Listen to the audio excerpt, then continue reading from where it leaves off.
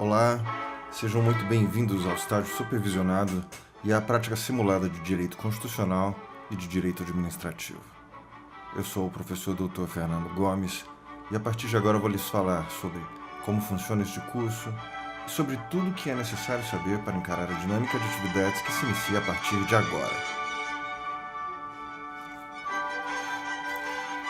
Nesta apresentação, abordaremos os principais aspectos do curso como atualmente desenhado pela coordenação do Núcleo de Prática Jurídica, com base nas resoluções que conformam o estágio supervisionado, bem como na experiência acumulada.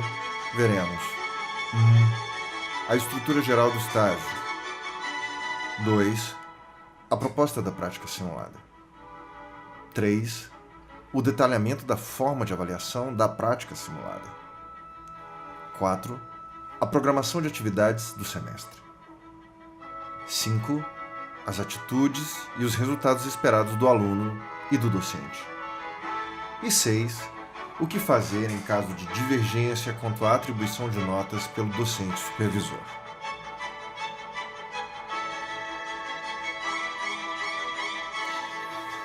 Vamos começar então entendendo o que é e como se estrutura o estágio supervisionado. O estágio supervisionado é um ciclo pedagogicamente orientado de atividades jurídicas voltado para o desenvolvimento dos saberes e habilidades práticas requeridos para o adequado desempenho das funções de um profissional do direito.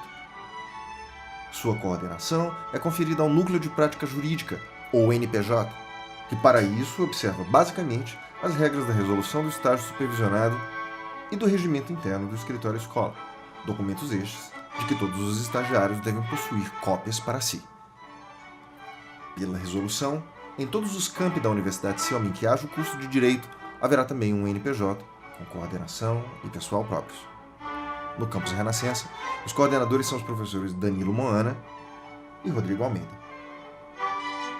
O docente supervisor das práticas simuladas em Direito Constitucional e Direito Administrativo nos campi Renascença e ANIL é o professor Fernando Alves Dourado Gomes, este que lhes fala. O NPJ organiza e dinamiza as 3 facetas do estágio, a saber, a prática real, desenvolvida junto ao escritório-escola principalmente, o estágio externo, estabelecido sobretudo mediante inserção do discente em escritórios ou entidades externas credenciadas, e a prática simulada, pensada para promover, entre outras coisas, o treino da confecção de peças processuais a partir de casos hipotéticos propostos, preparando para a parte prática do exame de ordem. Como logo veremos, essas 3 facetas são, na verdade, apenas 2, na medida em que o estágio externo é parte integrante da prática real.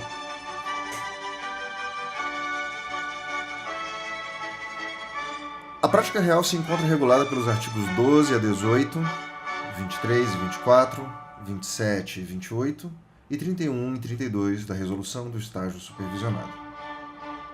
Não desceremos a maiores detalhes sobre a prática real nesta apresentação, já que nosso foco será a prática simulada.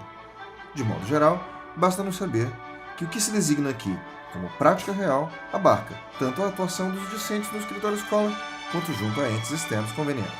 O escritório-escola é o campo de estágio da prática real por excelência no âmbito do curso de Direito da Universidade Selma. É junto ao escritório-escola que se realizam as 3 disciplinas obrigatórias da prática real. Mas é também do campo da prática real o estágio externo, conforme os artigos 23 e 24 da resolução do estágio supervisionado. Para sermos exatos, o estágio externo é a prática real efetivada, mediante convênio, em escritórios de advocacia e instituições públicas ou privadas, onde se desenvolvam atividades típicas de profissionais do direito fora do NPJ e da Universidade Selma. O estágio externo não substitui as disciplinas da prática real, sendo de natureza complementar. Por fim, há também de se mencionar a possibilidade de que certos programas de pesquisa e extensão sirvam como campo de estágio real, situação em que se constitui como projetos alternativos de estágio sob a supervisão de um docente responsável. A prática simulada Se distingue da prática real por tratar de situações hipotéticas, de casos aventados ou já dados, usados como exemplos para a exploração de aspectos processuais, pragmáticos e de mérito do direito envolvido. Estes casos são selecionados pelo docente supervisor e trabalhados ao longo do semestre, como explicaremos adiante ao tratarmos de detalhes operacionais e de avaliação da prática simulada. Antes, porém, examinaremos a proposta geral dessa mesma prática simulada. Pela resolução, em seu artigo 19, a função da prática simulada é proporcionar ao acadêmico de direito o desenvolvimento das habilidades práticas e o aperfeiçoamento técnico-jurídico indispensáveis ao exercício profissional. Como se sabe, porém, embora não conste explicitamente da resolução, um dos objetivos da disciplina é preparar os discentes para a prova prático-profissional do exame da OAB, a famosa segunda fase do exame da ordem. Por conta disso, toda a dinâmica da prática simulada reflete necessidades do aprendizado nessa área e requer a compreensão de algumas particularidades da prova. O exame da OAB é regulado pelo provimento número 144 de 2011 do Conselho Federal da OAB e pelo edital de abertura a cada nova edição sua. O provimento regula aspectos estruturantes do certame, como os seguintes: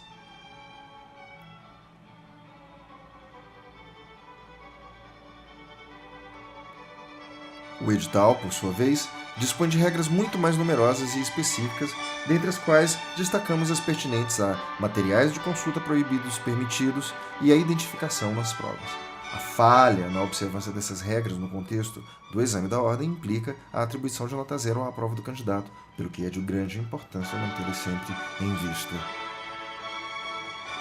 Assim, é norma editalícia comum que durante a prova seja proibida a consulta de certos materiais, como os seguintes: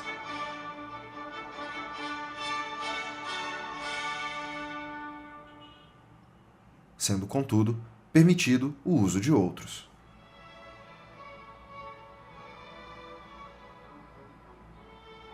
A lógica é que a desobediência a essas regras implica quebra na isonomia das condições entre os candidatos, justificando a desclassificação do infrator.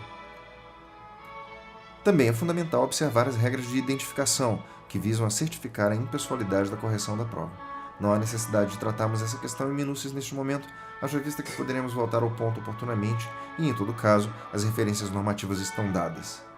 Importante, com efeito, é fixar a informação de que as regras indicadas, referentes a materiais proibidos e permitidos e a regras de identificação, serão utilizadas quando da avaliação final. Vejamos agora detidamente a estrutura da prática simulada. De acordo com o artigo 21 da Resolução do Estágio Supervisionado, as disciplinas da prática simulada são as seguintes: Direito Constitucional e Processo Constitucional, Direito Civil e Processo Civil, Direito do Trabalho e Processo do Trabalho, Direito Penal e Processo Penal, Direito Administrativo e Processo Administrativo, Direito Tributário e Processo Tributário.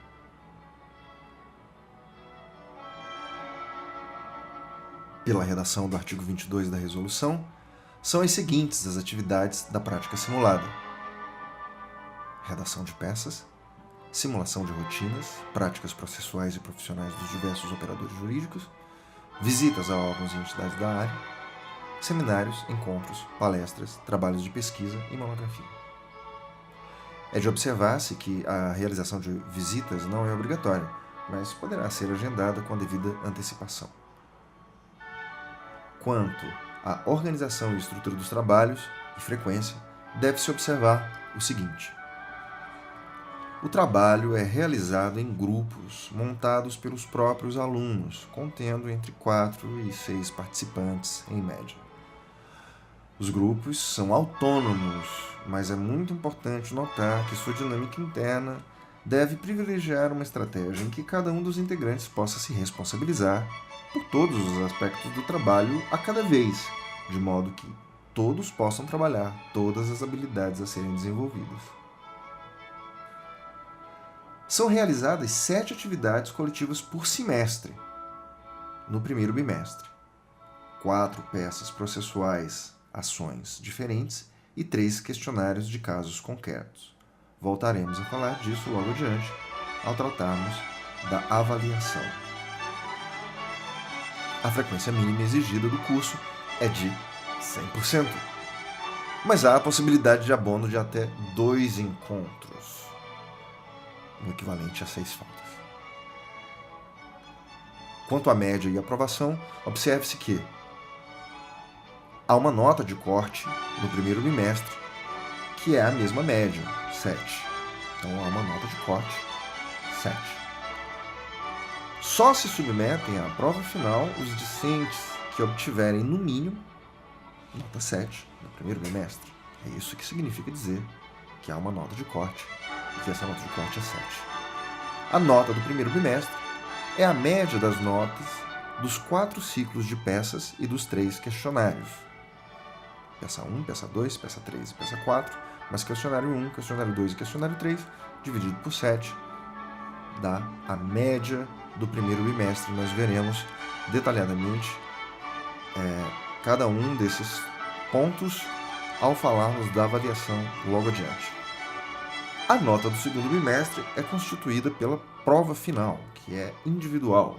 A prova consiste fundamentalmente na mesma estrutura da prova prática profissional, do exame da ordem, uma peça processual, mais questões práticas a serem resolvidas pelo docente.